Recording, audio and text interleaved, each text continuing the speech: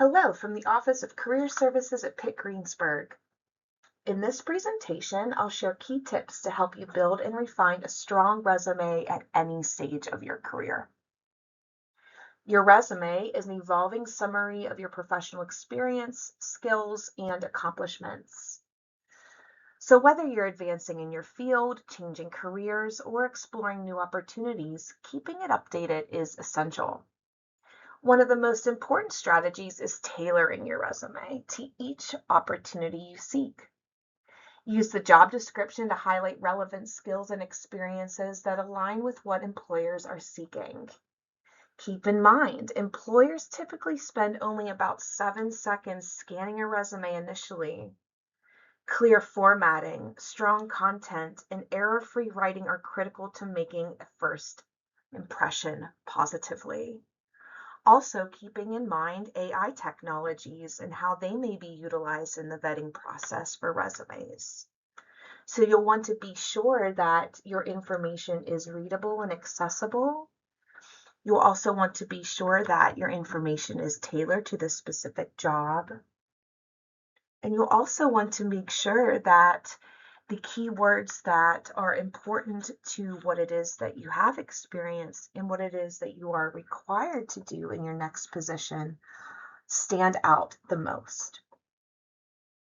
As an alumni, your experience section will carry the most weight.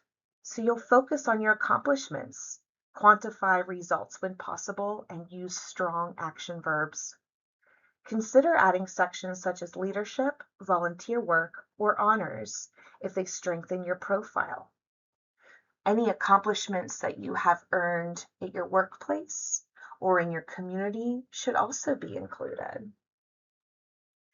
No matter what is on your resume beyond the essential information, contact information, education, and work experience, you'll want to always just be sure that you are accurate and prepared to discuss anything listed on your career materials. Have others review your resume to catch errors and improve clarity. That's where our office can help you too. Finally, remember that your resume is a living document. Regular updates make it easier to respond quickly to new opportunities. Please remember as you read this presentation, Pitt-Greensburg Career Services is always here to support you. Whether you're refining your resume or exploring your next step, know that our office is here to support that career journey and help you continue to pave your path. In this presentation, I'll be going over the importance of resumes, what is included in a resume, and also a little bit on federal working resumes. Our contact information is available at the conclusion, but also please feel free to peruse our website for online remote resources, great videos, examples of resumes and cover letters, and career-related information. Please do not hesitate to set up an appointment with us. It can be a Teams call, a Zoom call, or even face-to-face. We're here for you once you graduate, as you know, and even in the summer months, our office is open to here to help you. So we use resumes in jobs, as we know, but we also use them for our next step in our educational journey, graduate or professional school admission or training programs, professional development, and then also for networking. We want to kind of consider the resume always a living document and always kind of ready to be improved. So you'll want to keep a resume with a running list of all your experiences, and then also consider that list of running experiences as a collection, a place perhaps for you to then pull relevant information for that next position you are seeking, and then keeping an ongoing list of your accomplishments. You think you'll always recall something, prominent in your experience, but oftentimes we may forget, or we may just want to make sure we capture every detail of the event or of the project that we were involved in. You want to make sure too that your resume is industry specific. So some resumes are limited to 1 page. 2 pages are for all federal resumes. And some resumes are specific to ensuring that you keep the relevant information very clear and plain, and others may be looking for more of a creative tone. The format traditionally is 1 to 2 pages in length. For federal resumes, the 2 page is a maximum. Font size 10 to 12, just consider that traditional kind of conservative font style, Times New Roman, Arial, Calibri, nothing too, you know, large or scripted. You want to make sure that your information is pulling off the page. Symmetry is the goal too, so everything is well organized with your content starting on the left-hand side and your dates, for instance, justified on your right. In terms of templates, we ask that you avoid templates. Beginning with a blank Microsoft Word document screen is a lot of times most effective. But you also should, be aware of the content and the focus, thinking about the position description, sitting that alongside of you as you write your resume, pulling out keywords and highlighting key points of those requirements. Tailor your resume as much as possible. So you'll want to use reverse chronological order. So you list your experiences that were most recent first, followed by your other experiences. All of your references, usually you have 3, will be on a separate document, and we'll go over that in this presentation. While I said to make sure that the content of your resume is pretty straightforward and nearly dull, boldface and italics can go far to offset your dates or your content. Make sure that you have correct grammar, spelling, and punctuation. Absolutely no errors in what you can control there, right? And then ensuring your content is honest and accurate. Can't say that enough. So you have an essential section, mentioned it earlier. There's only 3 things that are essential for each resume, which is your contact information to include, education, and your work experience. And then additionally, you have opportunity to write a career objective, to include things like community service and volunteering, any sort of honors and awards, particular skills, especially in the STEM fields. You want to list your skills, maybe also the processes, and some of the certifications that you've gained that are required and relevant to your industry. You may also want to include some professional development, any conferences you've presented or attended, and publications, of course. Here's the contact information. So the bottom of the page is a suggested format. We wouldn't suggest that you create a text box or any sort of character on your resume itself, but the bottom kind of yellowish text box is how an example of how you might want to format so that your contact information kind of jumps off the page as a header.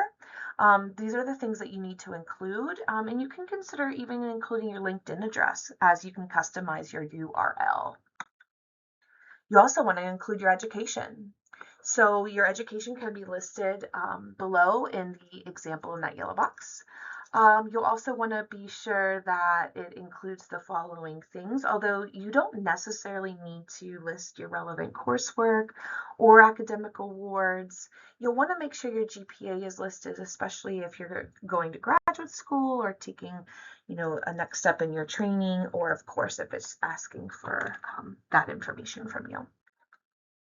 Your employment history is the most important at this stage, thinking about the experience and how you can translate that experience and perhaps those transferable skills that you can list that can connect you from your past to your future, show that you are career ready and that you have what it takes to not necessarily be completely successful at your next step, but to be well on your way to being trainable and teachable in that next step and reliable in that next step. So you'll see here how you may want to include the position title, how you want to list that information, and then 3 to 5 bullet statements describing your impact. References are really vital, but they're on a separate page. So 3 to 4 individuals who can speak to your work ethic. Here are some things that you want to consider in terms of formatting. This page does not count toward that 1 to 2 page maximum requirement for your resume. Reference etiquette. So you're always wanting to make sure before you would list someone as a reference that you would speak to them first, and then you always keep them well informed where you are in your job search process. A bit about federal resumes, and I will kind of breeze through this more quickly because the information can be found at usajobs.gov. It is a wonderful website that's going to give you a resume builder even and provide you with everything that is vital in creating a federal resume. Here are some things to consider before you write your resume. Are you qualified? Do you understand how to apply, how that application will be evaluated, and some requirement documents. Here are some things that you want to include on your resume. I went through these things kind of in general for the other resumes because they're pretty much the same kind of things that you want to consider. Tailoring your resume to include experience relevant to each job you want to apply for is very important. And you want to also make sure you're using plain language and avoiding things like acronyms or terms that your hiring manager may not be aware of. Of course, you're in the industry. You want to show that you understand industry knowledge and the industry communication, but you also want to kind of ride the line so that your information is accessible. Information to include at the top is the same. You want to make sure that you have a working email address and phone number, and you're really answering those things. Relevant work experience in a federal resume, you really want to take a look at the example below because the format of that information is very important. So please refer back to this slide as you develop that. Adding your education and certifications and licensure. This is really similar to the general resume as well. When writing about your work experience, you can think about this for the general resume as well. Impact statements. So it's not just about what the job tasks were, but really results-focused language. What was your impact there? And then things to leave out. So definitely nothing classified or too personal. Photos of yourself, including a headshot, unless you're in a performance-related industry or entertainment industry. And I can answer those questions for you if you're unsure. Personal information, of course, and anything that's like a digital signed document, you would never want to send that on your resume. And here's a slide about the file type. So you can refer back to this slide. Also about margins, maybe some formatting suggestions, and a link to that resume builder, and some reminders. So you always want to review your resume before you apply. Okay, so it's asking you, can a hiring agency see my main credentials within 10 to 15 seconds? So we're hearing 7 seconds for a general resume, 10 to 15, a little longer for a federal resume, but just to kind of bring it home that you don't have a lot of time to capture your attention. You want to be clear, honest, and impactful with your language. And bottom line is we are here to help. So contact us for a resume review. We're located in 219 Chambers Hall, where we always have been. Email, phone number.